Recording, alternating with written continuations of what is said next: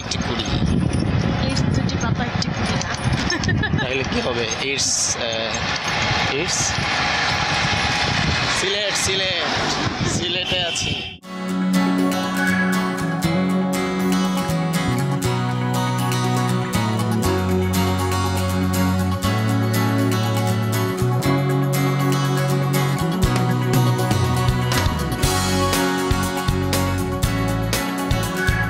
ইতিমধ্যে যারা এসেছেন তারা জানেন যে এখানে কি সুন্দর এই দৃশ্য।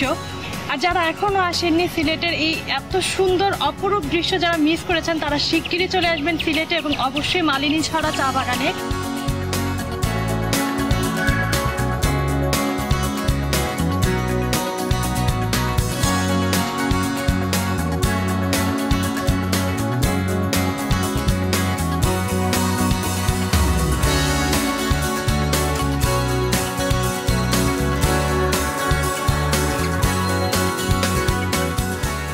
আমরা এখন এই মুহূর্তে আছি একটা চা বাগানে। চা বাগানটির নাম হচ্ছে কি নাম?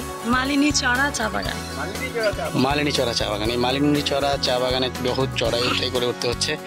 তো দেখি যে কত দূর কিভাবে আমরা উঠতে পারি। অনেকটাখানি পথ আমাদের পাড়ি দিতে হয়েছে এবং আমরা খুবই টায়ার্ড বলতে গেলে। তারপরেও দেখাচ্ছি ফার্স্টে আমরা এখন কোন রাস্তাতে উঠবো। খুবই কঠিন একটা পথ, দুর্গম পথটা হচ্ছে এই পথটা দিয়ে আমরা সোজা উপরে উঠে যাব। আর আমাদের সঙ্গে যে ভদ্রলোক আছেন উনি হচ্ছে আমাদের আজকের গাইড। কাকু, আপনার নাম? আমার নাম বলরাম। বলরাম কাকু আছে আমাদের সাথে আজকে এই মালিনীছড়া চা বাগানে। উনি আমাদের কাছে গাইড করছেন। তো চলুন উপরে উঠি।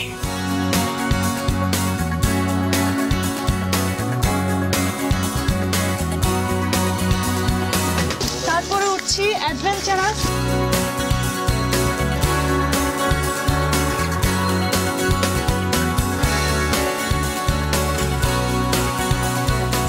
সিলেটের চা বাগান নাম অনেক শুনেছি, বইতে অনেক পড়েছি, ছবি দেখেছি।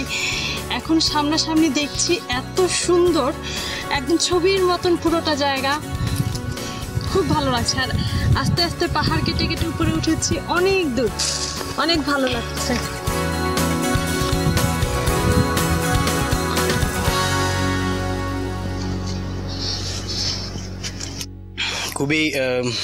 খুবই দুঃখজনক একটা কথা, তারপরেও সত্য।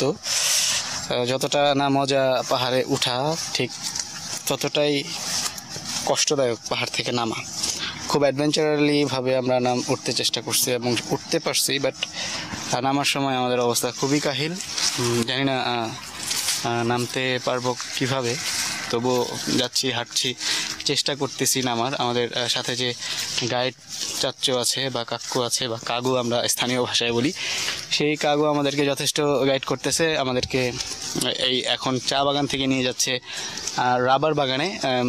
চা বাগান থেকে রাবার বাগানে যাওয়ার রাস্তাটাও খুব যে ভালো বলা যাবে না, এটা খুবই দুর্গম একটা পথ। তবে আমি শিওর যদি আপনারা বন্ধুবান্ধব কিংবা পরিবারের সবাই মিলে আসেন, তখন এই চা বাগানে এই দুর্গম পথটাও আপনাদের কাছে অ্যাডভেঞ্চারের মতো মনে হবে, আপনাদের কাছে অনেক আনন্দদায়ক মনে হবে। আপনারা খুব সানন্দে চলে যেতে পারবেন।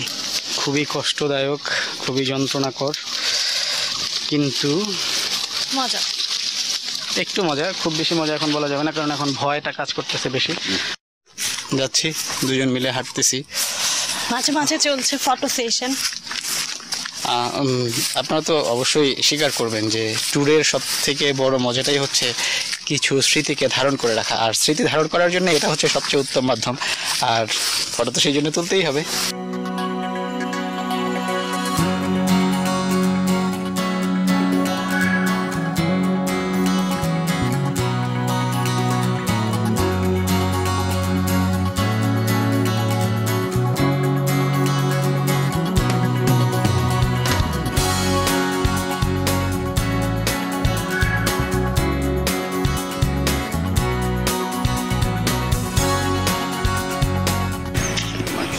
এমন জায়গায় আসলে মনে হয় আর সেই ইট কাঠ পাথরের ঢাকায় আর ফিরে না যাই, এই প্রকৃতির মাঝেই বেঁচে থাকি বাকি জীবনের বাকিটা সময়।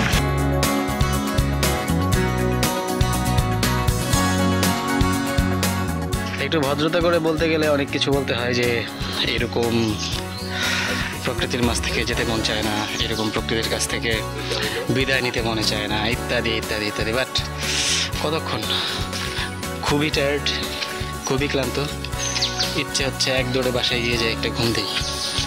আসলে ভালো লাগার সময়টুকু ভালো লাগছে, এখন এতটা না।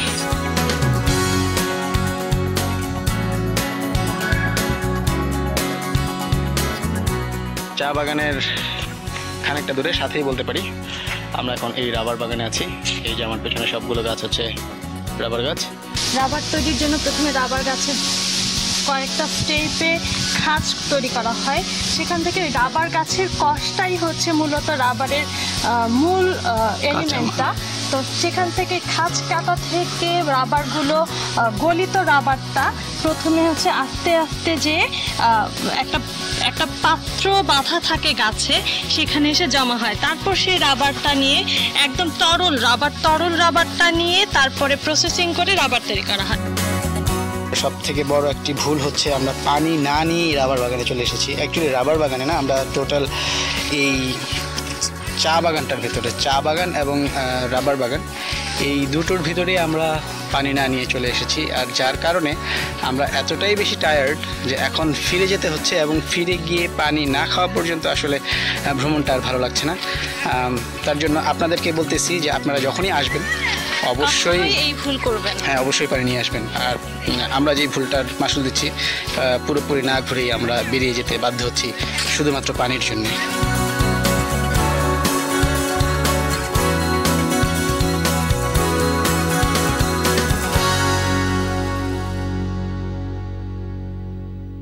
চা বাগান দেখা শেষ, এখন ঘুরে যাচ্ছি অন্য কোথাও, অন্য কোনো কিছু দেখতে, প্রকৃতির সান্নিধ্যে আরও কাছাকাছি যেতে।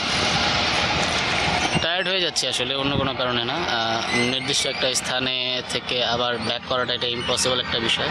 স্থানীয়দের পক্ষে এটা সম্ভব হলেও আমাদের পক্ষে সেটা সম্ভব না। তাই এই জায়গাটা থেকে এখন বিদায়। তবে অন্য একটি স্থান বা অন্য একটি স্পটে যাওয়ার জন্য আমরা চেষ্টা করতেছি।